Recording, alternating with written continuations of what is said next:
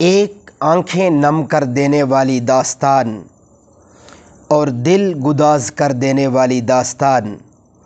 میں آپ کی خدمت میں ذکر کرتا ہوں، ذرا توجہ سے سماعت فرمائیے۔ ایک منٹ آپ تصور کریں، آپ کی بیٹی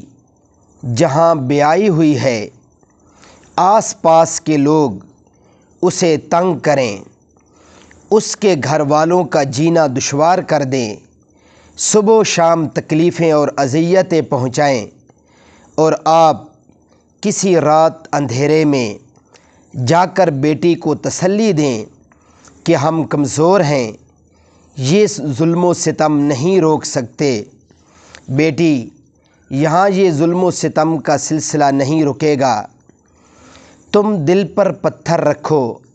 اور اپنے شوہر سمیت یہاں اس شہر سے،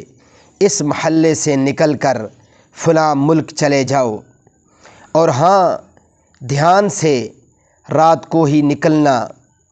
دائیں بائیں چھتوں پر، گلی کوچوں میں دشمن طاق میں بیٹھا ہوگا، سامان بھی کم سے کم لے کر نکلنا۔ مالی حالات بیٹی اور داماد کے انتہائی کمزور ہوں، نہ تو وہ اچانک اچھی فلائٹ لے سکتے ہوں، نہ ہی دوسرے ملک میں سیٹل ہونے کا کوئی سرمایہ ان کے پاس ہو، نہ ہی دوسرے ملک میں کوئی رشتہ دار ایسا ہو جس کے پاس جا کر وہ 2-4 ہفتے سر چھپا لیں اور پھر کوئی اپنے گزر بسر کی کوئی ترتیب بنا لیں۔ ان حالات میں آپ کی بیٹی، آپ کا داماد گھر سے بے سر و سامان نکل جائے اور کوئی ان سے ٹیلی فونک یا ڈاک خط تار کے ذریعے رابطہ نہ ہو، اب آپ بتائیں آپ کے دل پر کیا گزرے گی؟ کیا آپ کو رات بستر پر نیند آئے گی؟ کیا آپ کی بیگم کو کسی گھڑی چین آئے گا؟ آپ کا نوالا حلق سے نیچے اترے گا؟ دنگے فساد کے ماحول میں ایک طرف آپ کو اپنے اہل و عیال کی ٹینشن، دوسری طرف اپنے دوستوں کی فکر، اور تیسری طرف گھر سے بے سر و سامانی کے عالم میں نکلے ہوئے داماد اور بیٹی کی فکر۔ بتائیں، کیا ہر لمحہ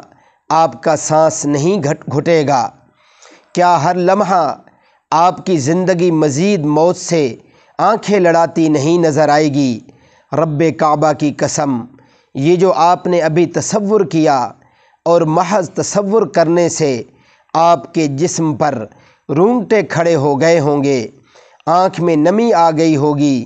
یہ فرضی کہانی نہیں، بلکہ یہ آمنہ کے بیٹے کملی والے صلی اللہ علیہ وسلم پر گزری ہے۔ اس کی لاڈلی رقیہ اور اس کا پیارا عثمان رضی اللہ عنہما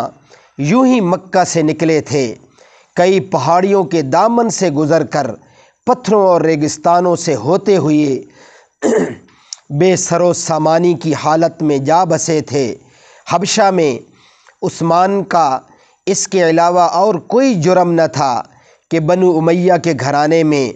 سب سے پہلے انہوں نے قریش کے لاڈلے کو اپنا آقا مان لیا تھا۔ عثمان کو اسی وجہ سے باقیوں سے زیادہ ستایا گیا، سگے چچا نے باندھ کر مارا بھی تھا، رشتہ داروں نے نگاہیں پھیری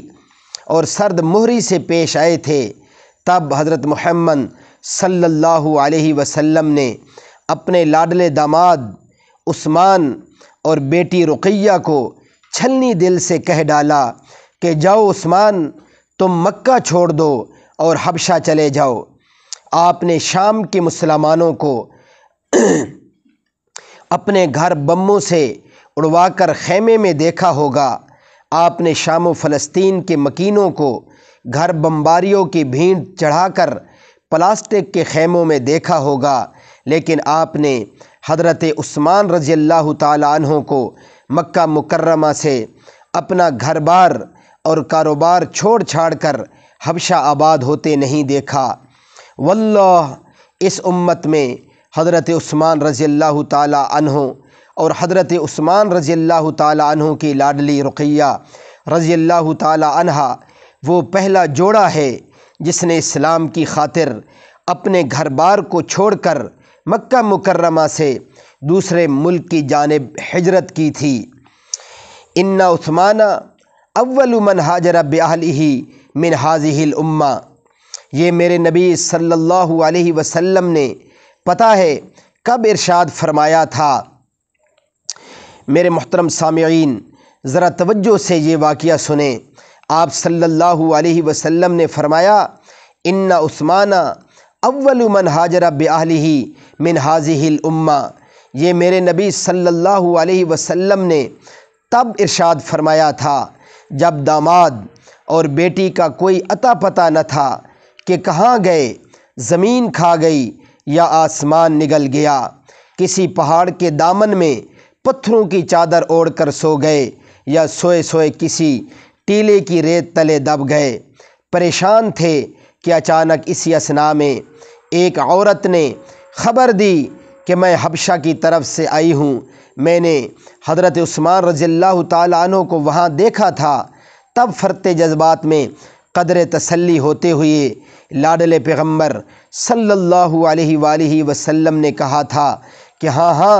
میرا عثمان میری امت میں سب سے پہلا ہے جس نے اپنے گھر والوں کے ساتھ ہجرت کی ہے۔